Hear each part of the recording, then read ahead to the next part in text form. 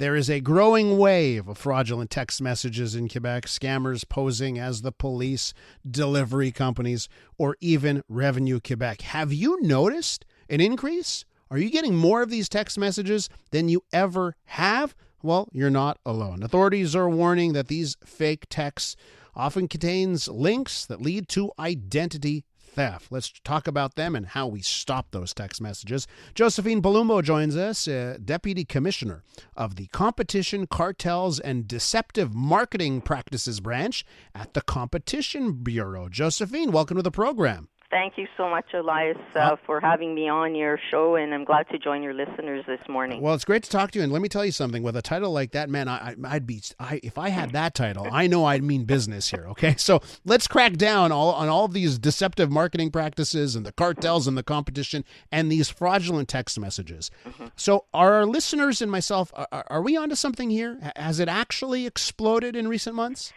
We definitely see an increase, and let me say, I mean, smishing is a type of phishing scam where cyber criminals are sending these fraudulent SMS or text messages.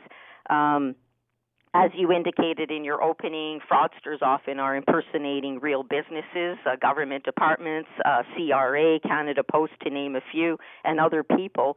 And it is a problem, Elias, in Canada and the United States. And let me say that fraudsters in Canada are using, for example, prepaid SIM cards to shield their identities when targeting victims.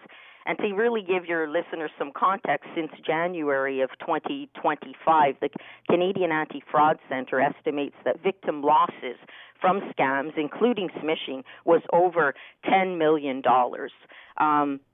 And here is where text messages are really used as the initial method of contact with victims. And as SIM cards, as you can imagine, lack identity verification, enforcement efforts for us is difficult.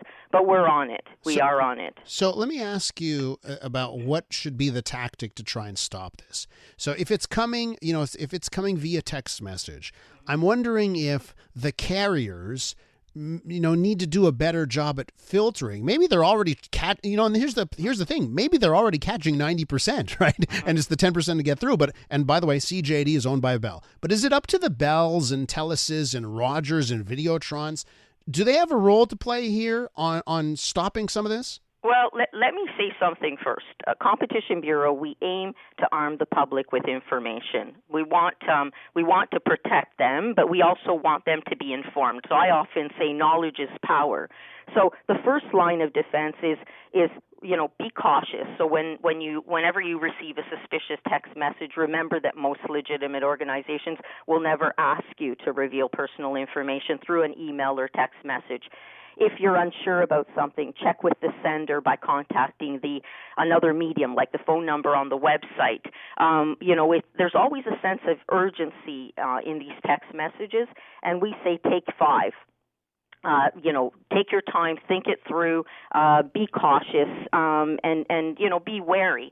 You mentioned service providers. So yes, we made it simple as you can actually forward any spam text messages directly to 7726 or spam on most keypads, and this will let your phone provider actually block future texts from that same number. So this is something that can be done.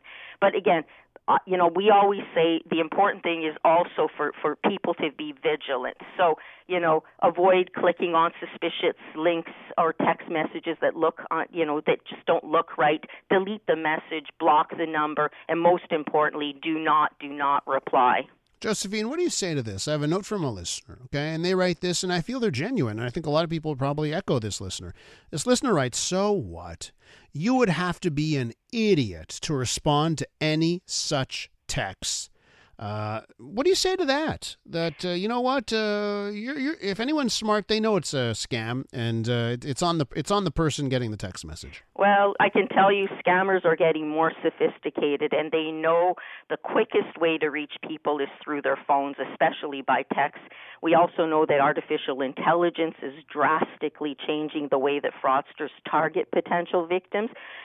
They're using AI like other digital tools to advance their practices. And for example, Elias, AI can be used to quickly produce texts, emails, and messages in the actual style and language of a specific person.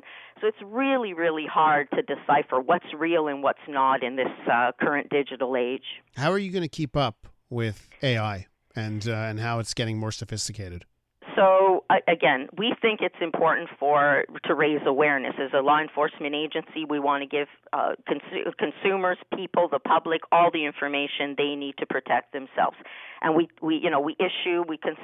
encourage people to consult our website. We issue consumer and business alerts, which we periodically issue on social media posts as well. And these alerts really are meant to help you learn how to identify and protect yourself. And let me say that the Bureau is constantly assessing the marketplace through our intelligence capabilities and able to know what scams are on the rise or having an immediate impact on society. And this then helps us move this into action, whether it's through alerts or reporting it to the Canadian Anti-Fraud Centre.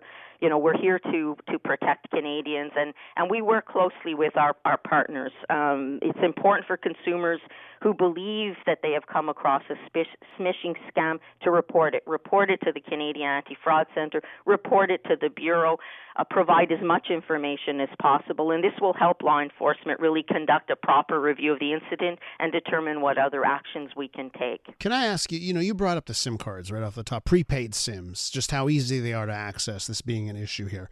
Would you, and I think about if I want to sign up for a new home phone, a new internet plan, new, cable TV plan, I got to give them my information, right? And I'm wondering if you feel there needs to be legislation, both sides of the border, to stop just free access to SIM cards without any identifying information. Could that be a way to stop this? Well, the Bureau, as with all of our law enforcement agencies, not only in Canada, we have partnerships with our U.S. counterparts, and we're part of an enforcement network, including a number of different countries.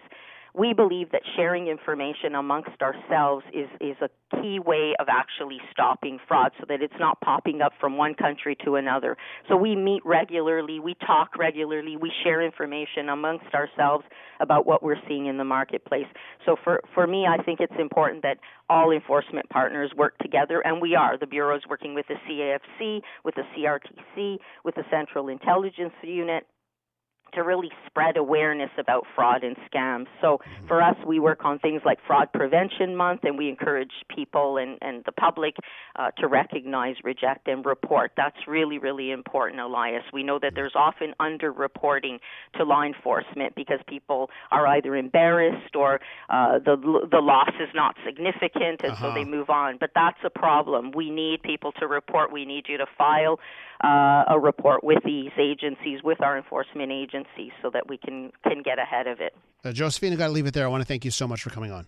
Thank you very much for the opportunity. I really appreciate it. Josephine Palumbo is Deputy Commissioner of the Competition, Cartels, and Deceptive Marketing Practices Branch over at the Competition Bureau.